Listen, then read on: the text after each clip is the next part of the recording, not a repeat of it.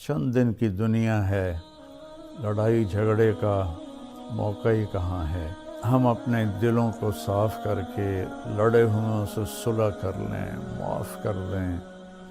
آپ کے رب کی بہت بڑی رحمت آپ پہ نازل ہوئی تو آپ نرم ہو گئے اپنی امت کے لیے۔ اگر آپ کی زبان کا بول سخت ہوتا اور مزاج میں شدت ہوتی تو ان کے بارے میں اللہ کہہ رہا ہے یہ سارے بھاگ جاتے، آپ کو چھوڑ جاتے۔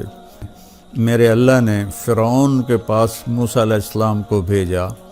فرعون سے بڑا مجرم شاید ہی کوئی ہو جس نے کہا انا ربکم الاعلی۔ تو اللہ نے دونوں بھائیوں سے فرمایا فقولا لہ قولا لینا، کہ موسیٰ ہارون فرعون کے ساتھ نرم لہجے میں بات کر۔ بسم اللہ الرحمن الرحیم، الصلاۃ والسلام علی رسولہ الکریم، اما بعد۔ میرے محترم بھائیوں بہنوں، عزیزوں، بچوں بچیوں، السلام علیکم ورحمۃ اللہ وبرکاتہ۔ رمضان روزہ بہت بڑا عمل ہے۔ اللہ تعالیٰ نے فرمایا کہ روزے کا بدلہ میں خود ہوں، اور ایک جگہ فرمایا کہ میرے نبی نے کہ کوئی جانتا ہی نہیں ہے کہ روزے کا ثواب اللہ نے کیا رکھا ہے۔ تو اللہ ہمیں توفیق دے روزے رکھنے کی۔ تو اس سے پہلے ہم اپنے دلوں کو صاف کر لیں۔ کسی کی نفرت ہے اس کو صاف کر دیں، بغض ہے، حسد ہے، کینہ ہے۔ کینہ ہوتا ہے کسی کو نقصان پہنچانے کی نیت، یہ بغض سے زیادہ بڑی چیز ہے۔ تو اس قسم کی جتنے بھی ہمارے دل میں منفی چیزیں ہیں، یہ ہم اللہ سے مانگ کے اپنے دل کو صاف کر دیں تاکہ ہمارے روزے قبول ہوں۔ اور خاص طور پر اگر ماں باپ کی نافرمانی ہے تو رمضان میں اس کی بخشش نہیں ہوتی۔ ماں باپ کے پاؤں پکڑ کے معافی مانگ لیں۔ اگر شراب کی عادت ہے تو شرابی کی بھی بخشش نہیں ہوتی، توبہ کر لے تو سب معاف ہے۔ تو اس سے بھی ہم توبہ کریں۔ اور رشتہ داروں سے برا سلوک ہے تو اس سے بھی ہم توبہ کریں اور ان سے ملیں، جا کر جھک جائیں۔ اور جھک جانے میں اللہ نے عزت رکھی ہے۔ اور کسی کے بارے میں دل میں کینہ ہے، یعنی اس کو نقصان پہنچانے کی نیت اور ارادہ ہے، اس سے بھی توبہ کریں تو انشاءاللہ ہمارے روزے اللہ کی بارگاہ میں قبول ہوں گے۔ آخری رات اللہ فرماتے ہیں کہ دن کے روزے اور رات کے قیام کی وجہ سے میں نے ان کے سارے گناہ معاف کر دیے۔ اور اللہ تعالیٰ نے ہر امت پہ روزہ فرض کیا ہے۔ ہمارے لیے روزہ آسان کیا ہے کہ ہمارے لیے سحری بھی ہے اور ہمارے لیے افطاری بھی ہے۔ تو اہتمام سے ہم ان روزے رکھیں اور کوشش کریں کہ پیٹ بھر کے نہ کھائیں تاکہ جسمانی فائدہ بھی ہو، روحانی فائدہ بھی ہو۔ اگر ایک مہینہ پورا ہم اس طرح روزہ رکھیں کہ ہمیں ظہر سے بھوک لگنی شروع ہو جائے تو پورے مہینے میں ہمارے جسم کے اندر جتنی بھی کثافتیں اور غلط چیزیں جمع ہیں وہ ساری دھل جاتی ہیں اور صاف ہو جاتی ہیں۔ تو رمضان کا مطلب ہے جل جانا۔ تو رمضان اور جل جانا اور روزہ، اس میں مناسبت یہ ہے کہ جوں انسان روزے رکھتا چلا جاتا ہے اللہ اس کے گناہوں کو جلاتا جاتا ہے، یہاں تک کہ آخری رات اس کے سارے گناہ جلا کے اسے پاک اور صاف کر دیتا ہے۔ تو ہم اپنے دلوں کو صاف کر کے لڑے ہوئوں سے صلح کر لیں، معاف کر دیں۔ چند دن کی دنیا ہے، لڑائی جھگڑے کا موقع ہی کہاں ہے۔ چند صبحیں ہیں، چند شامیں ہیں، بہت سی بیت گئیں، تھوڑی باقی ہیں۔ بہادر شاہ ظفر رحمۃ اللہ علیہ کا شعر ہے، ان حسرتوں سے کہہ دو کہیں اور جا بسیں، اتنی جگہ کہاں ہے دل داغدار میں۔ تو دل داغدار میں اللہ کی محبت اور اللہ کے رسول کی محبت اور اللہ کے بندوں سے محبت اپنائیں، تاکہ ہمارا ہر عمل قبول ہو اور اللہ تعالی ہم سے راضی ہو۔ اور دوسری بات یہ ہے مالدار حضرات کے لیے کہ زکوٰۃ کا تو ضرور اہتمام فرمائیں۔ بہت غربت ہے اور بہت مہنگائی ہے، ہمارے گناہوں کی سزا ہے کہ مہنگائی کا عذاب ہے ہمارے اوپر۔ جو اللہ ہی ٹالے تو ٹالے، تو ہم سب اللہ کی بارگاہ میں توبہ کریں اور کھل کے مال خرچ کریں، زکوٰۃ بھی دیں، زکوٰۃ سے بڑھ کر بھی دیں، اور ڈھونڈ ڈھونڈ کر خاص طور پر ان لوگوں کو جو سوال نہیں کرتے اور گھر میں فاقہ ہے، انہیں تلاش کر کر کے ہم اپنا مال خرچ کریں، کہ جو ہم نے خرچ کر دیا وہ ہمارا ہو گیا، جو ہم نے بچا کے جمع کر لیا وہ مرتے ہی پرایا ہو گیا، پتہ نہیں اولاد کا ہے یا کس کا ہے۔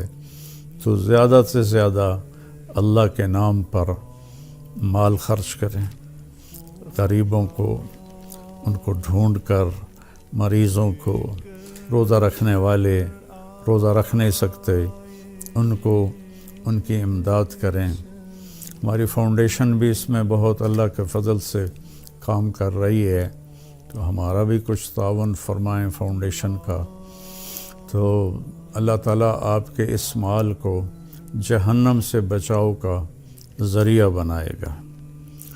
تیسری بات یہ کرنی ہے کہ ایک اپنی زبان کو لگام دینا سیکھ لیں، کہ اس زبان سے میرے نبی نے حضرت معاذ ابن جبل سے فرمایا، معاذ الا انبئک بملاک ھذا کلہ، معاذ میں تمہیں لمبی چوڑی نصیحت فرمائی تھی، کہ ساری نصیحت کا میں تمہیں خلاصہ بتاؤں؟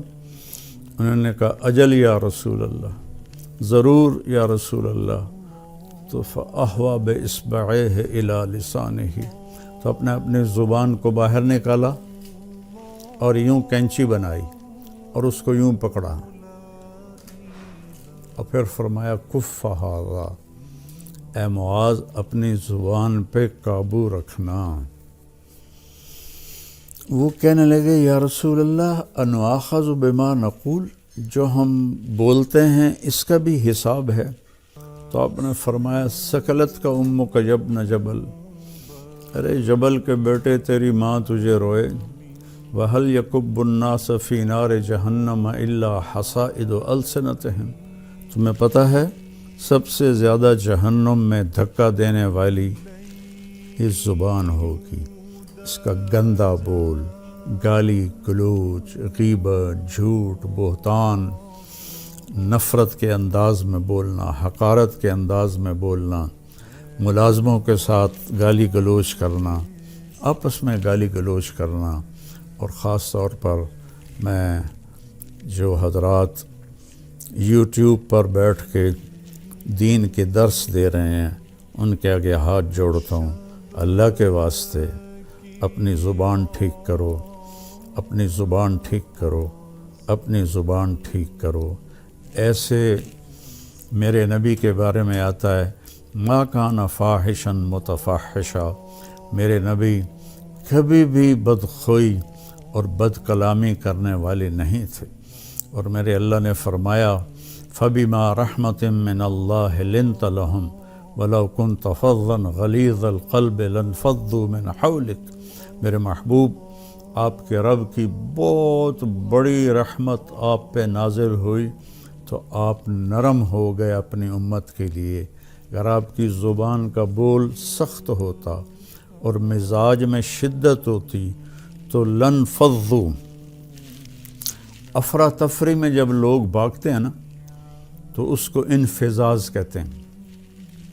جیسے کہیں کوئی دھماکہ ہو جائے تو لوگ افراتفری میں بھاگتے ہیں جدھر جس کا منہ ہوتا ہے۔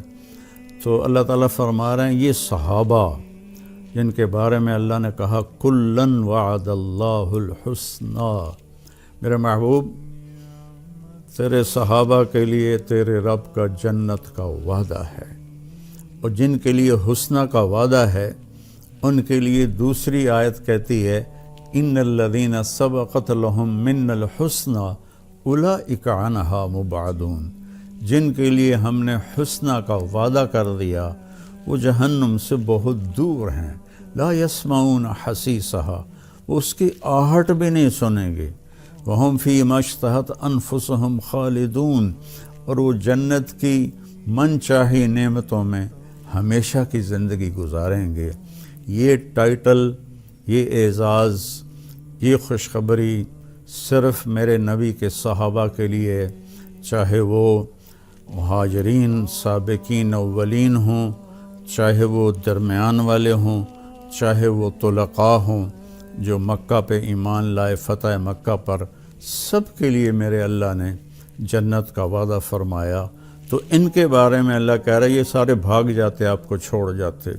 تو بھائیو، اکثر جو میں تو سنتا ہی نہیں ہوں، میرے سر میں درد رہتا ہے، لیکن کبھی کبھار کان میں پڑ جاتی ہے بات، تو اتنا شدید لہجہ ہوتا ہے اور اتنا حقارت آمیز لہجہ ہوتا ہے اور اتنا نفرت سے بھرا ہوا ہوتا ہے، خاص طور پر مذہبی معاملات میں اور اختلافی مسائل میں۔ اس قدر وہ آتش فشاں پہاڑ بن جاتے ہیں کہ ان کے منہ سے آگ نکلتی ہے۔ تو میرے نبی کی زندگی سیکھو کہ آپ نے کس طرح نرم رویے سے عرب کے سارے بت پرستوں کو رام کیا، اور اللہ تعالیٰ نے فرمایا کہ جاہد الکفار والمنافقین واغلظ علیہم، ان کے ساتھ آپ جہاد کریں، منافق اور کفار کے ساتھ، اور ان پر شدت اختیار کریں۔ لیکن آپ دیکھیں سیرت النبی میں کہ آپ نے عبداللہ بن ابی کو بھی کبھی برا نہیں فرمایا اور منافقین کو بھی کبھی برا نہیں فرمایا، اور آپ کی زبان سے کسی کے لیے دکھ بھرا بول نہیں نکلا۔ تو میں سارے بھائی بہنوں سے کہتا ہوں یہ وبا، یہ بلا ہمارے گھروں میں ہے، عورتوں میں ہے، مردوں میں ہے۔ صرف خطیبوں کی بات نہیں کر رہا، خطیب چونکہ ممبر پہ لوگوں کو خطاب کر رہا ہوتا ہے یا وہ یوٹیوب پہ لوگوں کو خطاب کر رہا ہوتا ہے، تو اس کی زبان میں اگر زہر ہو تو وہ کیا دین کا کام کر رہا ہے؟ وہ کوئی اور ہی کر رہا ہے، دین کا کام نہیں کر رہا ہے۔ میرے اللہ نے فرعون کے پاس موسیٰ علیہ السلام کو بھیجا۔ فرعون سے بڑا مجرم شاید ہی کوئی ہو جس نے کہا انا ربکم الاعلی۔ تو اللہ نے دونوں بھائیوں سے فرمایا فقولا لہ قولا لینا، کہ موسیٰ ہارون فرعون کے ساتھ نرم لہجے میں بات کرنا۔ آپ اپنے اختلاف کو ظاہر کریں، لیکن اوروں کے یہ نفرت کا بول اور حقارت کا بول، یہ اللہ کے ہاں بالکل پسندیدہ نہیں۔ اور اس بول میں، اس لہجے میں بات کرنا، یہ کوئی دین کی بات نہیں ہے، یہ نفس کی شرارت ہے۔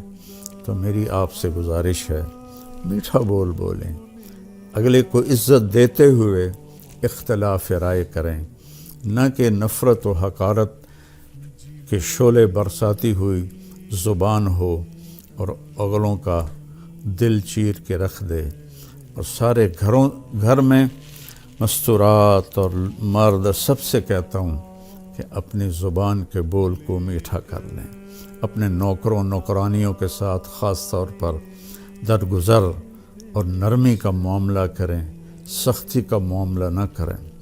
ایک صحابی نے آ کر کہا، یا رسول اللہ، میرا خادم ہے، غلام، وہ غلط کام کرتا ہے تو میں اس کی پٹائی کرتا ہوں، تو اس کا کیا معاملہ ہوگا آخرت میں؟ آپ نے فرمایا، تیری پٹائی کو اور اس کی غلطی کو تولا جائے گا، اگر تیری پٹائی بڑھ گئی تو تو پکڑا جائے گا۔ اور تو وہ زار و قطار رونے لگے اور کہنے لگے، یا رسول اللہ، اس کا یہی علاج ہے کہ میں اسے آزاد کر دوں۔ تو انہوں نے اپنے غلام کو آزاد کر دیا۔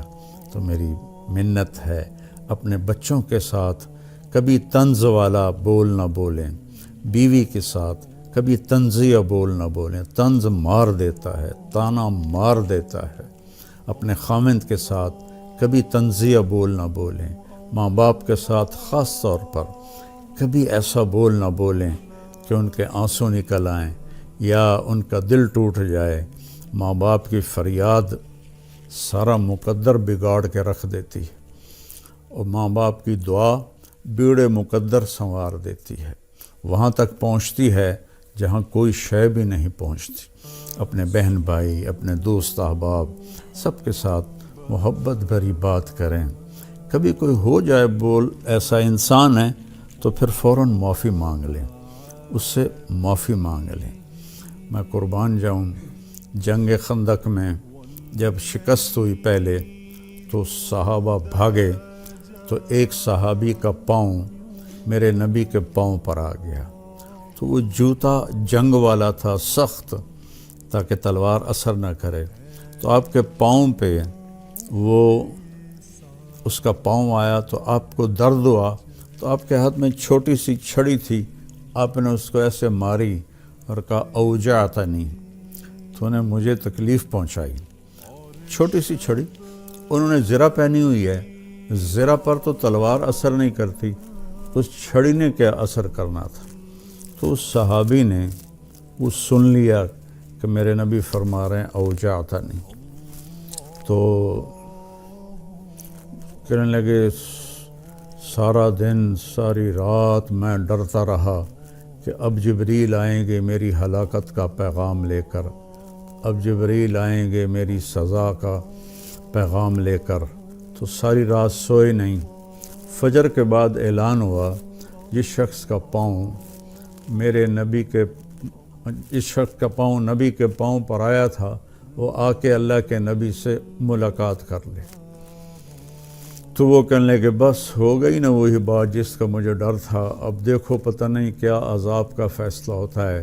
وہ کانپتے ہوئے ڈرتے ہوئے تشریف لائے، تو آپ اسے دیکھ کر مسکرائے اور فرمایا، میرے پیارے، کل میں نے تمہیں چھڑی مار دی تھی، میں اس کی آپ سے معافی مانگتا ہوں، اور یہ 100 اونٹ آپ کو اس کے بدلے میں ہدیہ کرتا ہوں۔ یہ میرے نبی کا معاملہ تھا۔ ہم لوگوں کے دل توڑ کر، کفر کے فتوے لگا کر، ایک دوسرے کو کافر کہہ کر، ہم ایسے اپنے غصے کی آگ میں جل بھن رہے ہوتے ہیں، تو ہماری بات کہاں اللہ کی بارگاہ میں قبول ہوگی؟ تو بھائیو، اختلاف کے بھی آداب سیکھو، اختلاف رائے کے بھی آداب سیکھو، اور بولنے کے بھی آداب سیکھو کہ ماں باپ سے کیسے بولنا ہے، بیوی سے، بچوں سے، خامن سے، بہن بھائیوں سے، اپنوں سے، غیروں سے، کوئی ایسا بول نہ نکلے۔ ابو دجانہ رضی اللہ تعالیٰ عنہ بہت بڑے صحابی ہیں، تو وہ فرمانے لگے ایک دن کہ میں تمہیں بتاؤں، میری بخشش کا سب سے بڑا عمل یہ ہے کہ میری زبان سے کسی کو دکھ نہیں پہنچا اور میرے دل میں کسی کے لیے نفرت نہیں ہے۔ تو یہی 2 باتیں سارا معاشرہ اپنا لے، اور خاص طور پر جو ممبروں پر، یوٹیوب پر لوگوں کو دین سنا رہے ہیں، وہ خاص طور پر اس کو اپنائیں، ایک اچھی مثال پیش کریں، ایک اچھی مثال پیش کریں۔ گالم گلوچ اور بد زبانی میرے اللہ کی بارگاہ میں ہرگز قبول نہیں ہے، اور کسی سے ناراض ہیں تو اس کو معاف کر دیں۔ کوئی آپ سے ناراض ہے تو اس سے جا کے معافی مانگ لیں، تو ہمارے روزے انشاءاللہ قبول ہو جائیں گے۔ جو ہی رمضان آتا ہے تو تراویح پہ مناظرے شروع ہو جاتے ہیں۔ میں ایسے ہی یوٹیوب دیکھ رہا تھا تو وہ ایک سامنے آیا 20 تراویح پڑھنے والوں کو چیلنج۔ او بھائی اللہ کے واسطے یہ چیلنج اپنے پاس رکھو۔ حضرت عمر رضی اللہ تعالیٰ عنہ نے 8 تراویح کا بھی حکم دیا ہے، صحیح حدیث ہے، اور آپ نے 20 تراویح کا 3 وتر کے ساتھ حکم دیا ہے، صحیح حدیث ہے۔ کوئی اس پہ عمل کر لیتا ہے، کوئی اس پہ عمل کر لیتا ہے، دونوں ٹھیک ہیں۔ باقی یہ نوافل ہیں، کوئی 20 پڑھو 40 پڑھو، اہل مدینہ 40 پڑھتے تھے۔ یہ تراویح کا لفظ کہاں سے آیا کہ اہل مکہ 4 رکعت پڑھتے تھے پھر ایک طواف کرتے تھے۔ ترویحہ کہتے ہیں تھوڑی دیر کے آرام کو، پھر 4 رکعت پڑھ کے اور ایک طواف کرتے تھے، تو اس طرح ان کو تھوڑا آرام بھی ہو جاتا تھا، پھر آگے شروع ہو جاتے تھے۔ مدینے والوں کو پتہ چلا کہ مکے والے تو ہر 4 تراویح کے بعد طواف کرتے ہیں، تو ہم کیا کریں؟ انہوں نے 40 رکعت پڑھنی شروع کر دی۔ تو اس پہ لوگوں کو تشویش میں نہ ڈالیں۔ جو 20 پڑھ رہا ہے وہ بھی ٹھیک کر رہا ہے، جو 8 پڑھ رہا ہے وہ بھی ٹھیک کر رہا ہے، کوئی 40 پڑھ رہا ہے وہ بھی ٹھیک کر رہا ہے۔ یہ قیام اللیل ہے، اللہ تعالیٰ کے نبی نے 3 دن صرف کیا، اس کے بعد نہیں کیا۔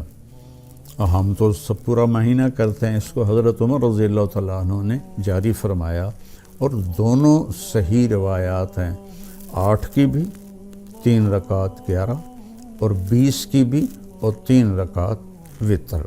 تو کثرت سے تلاوت کریں قرآن کی۔ بخاری شریف کی روایت ہے، کانا رسول اللہ صلی اللہ علیہ وسلم اجود الناس، اللہ کے نبی سب سے زیادہ سخی تھے۔ وَأَجْوَدُ مَا يَكُونُ فِي رَمَضَانَ حِينَ يَلْقَاهُ جِبْرِيلُ يَأْتِيهِ كُلَّ لَيْلَةٍ فَيُدَارِسُهُ الْقُرْآنَ، اور رمضان میں آپ بہت زیادہ سخی ہو جاتے تھے جب جبریل آتے تھے۔ روزانہ رات کو آپ جبریل کے ساتھ قرآن کا دور فرماتے تھے۔ تو یہ واحد نبی ہیں جن کے پاس اتنی کثرت سے جبریل تشریف لائے، ہر رات تشریف لاتے تھے۔ میرے نبی کو 9 رمضان ملے، تو ہر رات کو، اور آخری رمضان میں 2 دفعہ آتے تھے، 2 دفعہ قرآن کا دور ہوا آپ کا جبریل کے ساتھ۔ اور فرمایا ولا رسول اللہ صلی اللہ علیہ وسلم اجود بالخیر من رمضان من الریح المرسلہ، کہ اللہ کے نبی رمضان میں جبریل کے ملنے پر تیز ہوا سے بھی زیادہ آپ کی سخاوت ہوتی تھی۔ تو میں مالداروں سے کہتا ہوں سخی بنیں، صرف زکوٰۃ دے کے مطمئن نہ ہوں، زکوٰۃ سے اوپر بھی خرچ کریں، اللہ آپ کا رزق بڑھائے گا۔ اللہ مجھے آپ کو توفیق نصیب فرمائے۔ السلام علیکم ورحمۃ اللہ وبرکاتہ۔